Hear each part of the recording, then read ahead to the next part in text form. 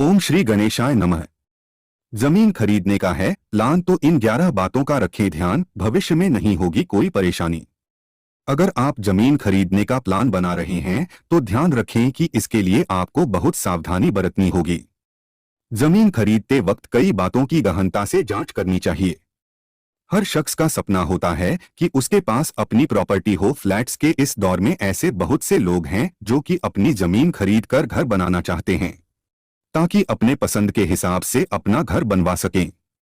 अगर आप भी जमीन खरीदने का प्लान बना रहे हैं तो ध्यान रखें कि इसके लिए आपको बहुत सावधानी बरतनी होगी।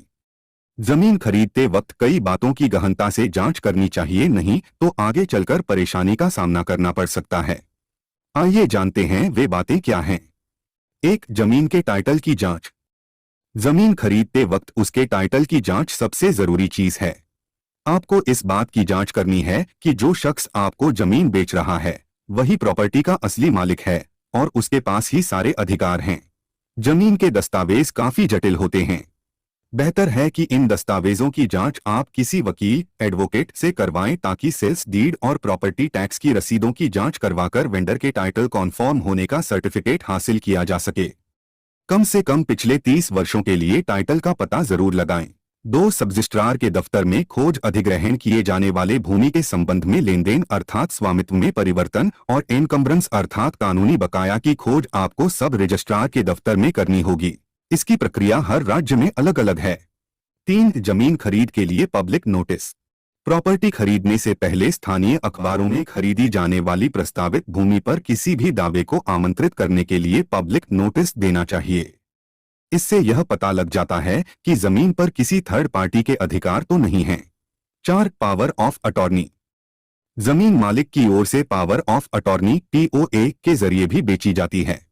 पावर ऑफ अटॉर्नी की अच्छी तरह से जांच करनी चाहिए ताकि यह सुनिश्चित हो सके कि वही प्रॉपर्टी बेची जा रही है जिसे आपको खरीदना है। ऐसा भी होता है जब कुछ समय के भीतर कुछ दस्तावेजों पर हस्ताक्षर करना जरूरी होता है। इसमें देरी नहीं होनी चाहिए, इससे लागत बढ़ती है। ऐसी स्थितियों से बचने के लिए आप किसी और को अपनी ओर से हस्ताक्षर करने के लिए अधिकृत कर सकते हैं। 5. दस्तावेजों का वेरिफिकेशन। भूमि लेनदेन से जुड़े असली टाइटल दस्तावेज सही हैं या नहीं। सौदे से पहले इस बात की जांच जरूर कर लेनी चाहिए। ऐसा करने से आपको पता चल जाएगा कि विक्रेता ने ओरिजिनल के साथ कोई थर्ड पार्टी राइट्स नहीं बनाए हैं। सौदा पूरा होने के बाद इन ओरिजिनल दस्तावेजों को जरूर ले लें। 6. जमीन खरीद के लिए अप्रूवल और परमिशन। खरीदी जाने वाली प्रॉपर्टी जमीन में पहले से ही ढांचे या इमारतें हैं तो यह जांच करें कि अनुमोदित योजनाएं, आवश्यक अनुमतियां और NOC सही हैं या नहीं। 7. Property tax. यह जरूर जांच करें कि जिस जमीन को आप खरीद रहे हैं उसका प्रॉपर्टी टैक्स का भुगतान ट्रांसफर की तारीख तक किया जा चुका है और वेरिफिकेशन के लिए इस भुगतान की मूल रसीदें तैयार हैं। यह भी पता लगाएं कि वेंडर के नाम पर खाता मालिक के नाम को दर्शाती रेवेन्यू रिकॉर्डिंग उपलब्ध है। 8. जमीन खरीद के लिए स्थानीय नियम। जमीन खरीदते वक्त उस इलाके के स्थानीय कानून नियमों की जानकारी होना जरूरी है ताकि भूमि खरीदते वक्त किसी तरह के किसी मुश्किल का सामना न करना पड़े। 9. कहीं जमीन गिरवी तो नहीं रखी गई। इस बात की भी जांच करनी चाहिए कि जमीन गिरवी रखी गई है या नहीं। जमीन खरीदने से पहले यह सुनिश्चित कर लें कि विक्रेता ने भूमि पर बकाया सभी राशियों का भुगतान किया है। बैंक से एक रिलीज सर्टिफिकेट जरूरी है, यह निर्धारित करने के लिए कि भूमि सभी लोन से मुक्त है। 10. जमीन का माप।